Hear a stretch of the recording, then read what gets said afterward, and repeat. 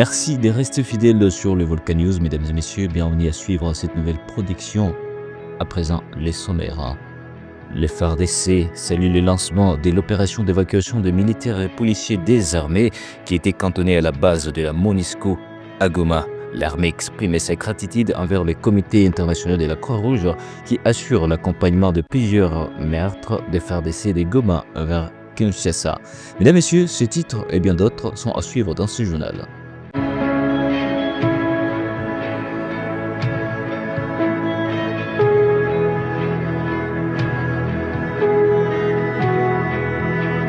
Pour commencer, une opération humanitaire d'envergure a été enclenchée mercredi 30 avril avec le départ des premiers convois des militaires forces armées de la République démocratique du Congo FARDC en sigle et des policiers congolais cantonnés à la base de la MONUSCO à Goma en destination de Kinshasa. Ces transferts s'effectuent sous la houlette du Comité international de la Croix-Rouge CICR en sigle, comme intermédiaire neutre dans un contexte post-conflit marqué par de fortes tensions. 30 avril 2025, sollicité comme intermédiaire neutre, le Comité international de la Croix-Rouge accompagne une série de convois acheminant de Goma à Kinshasa plusieurs centaines de personnes désarmées, des forces armées de la RDC et FARDC en sigle, et de la police nationale congolaise, ainsi que leurs familles, a déclaré les CICR dans un communiqué officiel. Ces militaires et ces policiers s'étaient retrouvés isolés après les combats violents de janvier dernier entre l'armée congolaise et le M23 AFC. Depuis lors, ils s'étaient regroupés sur la base onusienne en attente d'une solution sécurisée pour leur relocalisation. François Moréon, chef de la délégation du CICR en RDC, a souligné les rôles humanitaires et diplomatiques que joue l'organisation dans ce type de situation. Selon les CICR, cette opération a été rendue possible grâce à la collaboration entre plusieurs acteurs, les ministères congolais de la Défense nationale, la MONUSCO et les représentants de l'Alliance du fleuve Congo, mouvement dit M23. Le CICR a précisé ne pas intervenir dans les termes des négociations, mais offre ses bons offices pour faciliter la mise en œuvre de l'opération. La déclaration de principe est un pas dans la bonne direction, a déclaré mardi 29 avril 2025 le président de la République démocratique du Congo, Félix-Antoine Tshisekedi, lors d'un point de presse conjoint avec son homologue de Guinée-Bissau. Suivez. La déclaration des principes est un pas dans la bonne direction, celle que j'ai toujours souhaité imprimer à mon pays, a déclaré ce 29 avril 2025 le président de la République démocratique du Congo, Félix-Antoine Tshisekedi Tshilombo, lors d'un point de presse conjoint avec son homologue Guinée-Bissau, Oumaro Sikoko Ebalo, en visite de travail de 48 heures à Kinshasa. Le chef de l'État a affirmé sa volonté d'instaurer une paix durable dans l'Est des pays en proie à une insécurité persistante. Le chef de l'État a affirmé sa volonté d'instaurer une paix durable dans la partie Est du pays en proie à une insécurité persistante. Je ramènerai la paix, mais une paix véritable et définitive. Après tout ce que vous êtes en train de voir, il y aura plus de problèmes d'instabilité en République démocratique du Congo. C'est à la fois mon vœu, mon serment. Je n'en dirai pas plus, mais vous comprendrez pourquoi. Je respecte les initiatives prises par nos partenaires. Je vous donne simplement rendez-vous le jour où cette paix viendra une réalité, a affirmé le président de la République démocratique du Congo. Ce dernier a également remercié son homologue bissau-guinéen pour son attachement à l'Afrique et pour les contacts qu'il a pris lors de la chute de la ville de Goma. La synergie du mouvement Wazalendo dit s'opposer à tout dialogue avec la FC 123. Ceci est contenu dans une déclaration rendue publique depuis mardi 29 avril 2025. Détail. Dans les Grands Nord Kivu, Beni Butembo et Lubero, la synergie des mouvements Mai Mai Wazalendo dit s'opposer à tout dialogue politique avec l'AFC 23 et leurs alliés. Dans une déclaration rendue publique, ces groupes armés locaux alliés de FARDC rappellent que le précédent accord conclu, les États étrangers n'ont pas aidé à ramener la paix dans l'Est de la RDC. D'après eux, jeter les bases à un cycle de violence affaiblit l'État par l'intégration des intrus dans les forces de défense et ont consacré l'impunité des auteurs des crimes contre les populations locales. Évoquant les démarches entreprises par les Qatar, les États-Unis et les organisations régionales et sous-régionales africaines, les mouvements Wazalendo dénoncent que toutes ces démarches se font non pas dans l'intérêt du peuple congolais, mais plutôt pour celui de ceux qui veulent se passer en sauveur. Car, note la synergie des Wazalendo, ces discussions se font sans la participation de toutes les parties au conflit, notamment les Wazalendo. Le vice-premier ministre belge des Affaires étrangères, Maxime Prévost, est arrivé à Béni mardi 29 avril 2025. Il a été accueilli au gouvernorat par le gouverneur militaire du Nord Kivu, le général-major Somokaku Levariste, à son cabinet provisoire à Béni. Le vice-premier ministre, ministre belge des Affaires étrangères, a effectué un bref séjour en ville de Béni ce 29 avril 2025. Maxime Prévost a présenté des civilités au gouverneur militaire du Nord Kivu, le général-major Somokaku Levariste, avec qui ils ont eu une séance de travail élargie au comité provincial de sécurité et à l'Assemblée provinciale du Nord Kivu. Palper l'Est de la RDC, victime des exactions dramatiques, amplifier la portée humanitaire et relayer la réalité actualisée à l'Union européenne sont les mots maîtres du diplomate. Étant de passage en République démocratique du Congo, je ne limite pas ma présence à la seule capitale, mais que je puisse aussi, au vu de la portée symbolique forte que cela peut revêtir, être également présent à l'est du Congo, au plus proche, pour autant que les conditions de sécurité le permettent, de la population et des autorités qui sont confrontées aux actes de violence depuis de trop nombreux mois et années, avec une population qui vit des exactions chaque jour qui sont dramatiques, qui sont inqualifiables, mais qui sont surtout pas tolérables.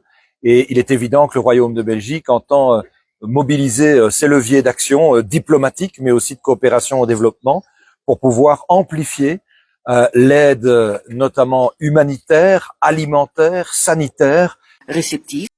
L'ambassade de Chine en République démocratique du Congo a inauguré son nouveau bâtiment en présence de plusieurs autorités congolaises, témoignant une fois de plus la solidité et la coopération entre la République démocratique du Congo et la Chine.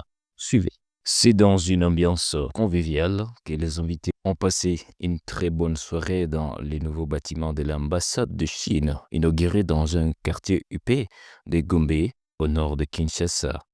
Selon l'ambassadeur de Chine en RDC, les nouveaux bâtiments incarnent une modernisation marquée par la diversité et l'inclusion, et son architecture intègre pleinement les caractéristiques chinoises et africaines. La couleur de mur extérieur du bâtiment fait écho à la beige africaine et les sculptures en bronze dans les bâtiments et les fleurs locales florissantes de la cour rendent hommage à l'esthétique congolaise. Les poteaux d'attache pour chevaux en pierre devant l'entrée principale, les décorations des pandas sur la pelouse et les vitres sculptées sont révélateurs de l'art traditionnel chinois. De plus, les œuvres d'art dans les halls et les salles de réception ont été réalisées conjointement par des artistes chinois et congolais. En tant que pays de longue histoire et berceau d'une civilisation de plusieurs millénaires, la Chine a toujours cru à la coexistence, l'inclusion,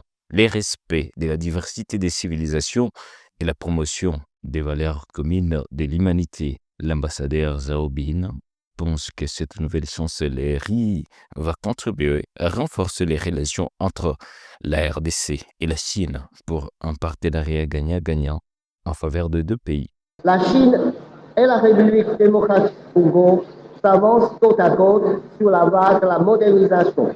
Nous pouvons être de beaux frères partageant les mêmes visions, de bons partenaires réalisant des bénéfices mutuels et de bons amis recherchant ensemble la paix.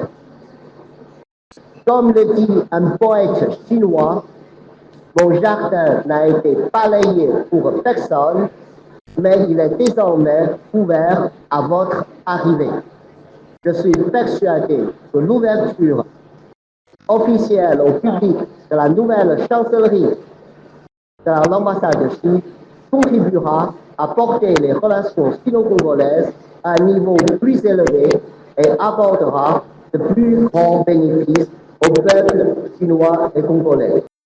Représentant la première ministre, le vice-premier ministre et ministre de l'Intérieur, Jacquemain Chabani, pense que l'inauguration de cette nouvelle infrastructures en République démocratique du Congo témoignent une fois de plus de la solidité et de la pertinence de la coopération entre la Chine et la RDC. La réalisation de ces projets symbolise une collaboration gagnant-gagnant bénéfique à la fois pour la Chine et pour le peuple congolais. L'œuvre que nous sommes en train d'inaugurer aujourd'hui démontre que la Chine est venue au Congo pour des intérêts bénéfiques pour la Chine et bénéfiques pour le Congo. On espère tous, à travers cette innovation, va permettre à ce que la coopération chinoise œuvre davantage au Congo.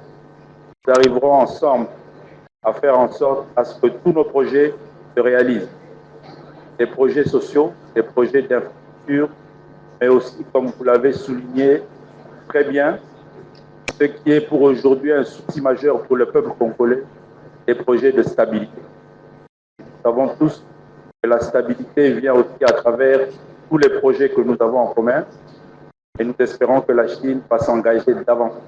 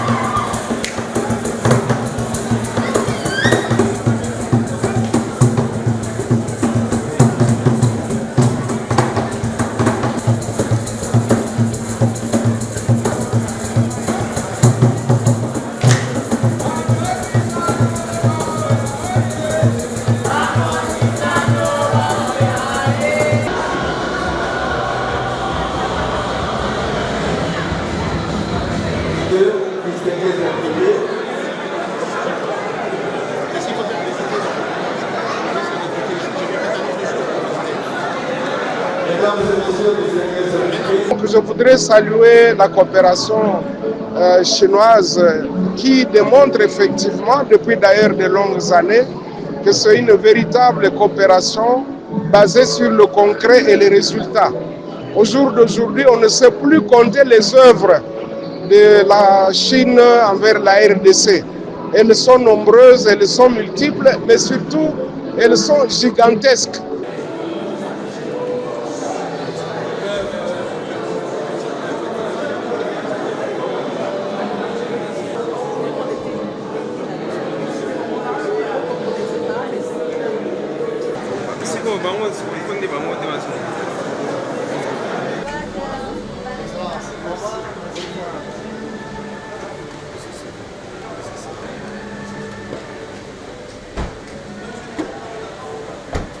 Pour sa part, Bahati Lukwebo, le déjà vice-président du Sénat, estime que la coopération entre la République démocratique du Congo et la Chine s'illustre depuis de nombreuses années comme un modèle de partenariat efficace et durable. Et la multiplication des réalisations de projets chinois ne sont plus approuvées. Il s'agit d'une collaboration fondée sur les actions concrètes et des résultats tangibles. Je voudrais saluer la coopération chinoise qui démontre effectivement, depuis d'ailleurs de longues années, que c'est une véritable coopération basée sur le concret et les résultats.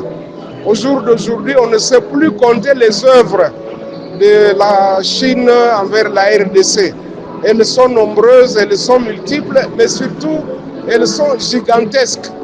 Cette inauguration intervient dans un contexte de révélations renforcées entre les deux pays, notamment après l'inauguration du centre culturel et artistique sino-congolais en décembre 2024. Le nouveau site diplomatique permettra, selon les autorités chinoises, d'optimiser les services consulaires et de mieux accompagner les projets bilatéraux. Mesdames et messieurs, c'est par ici que prend fin cette production sur les Volcan News. Merci à vous de nous avoir suivis. Au revoir.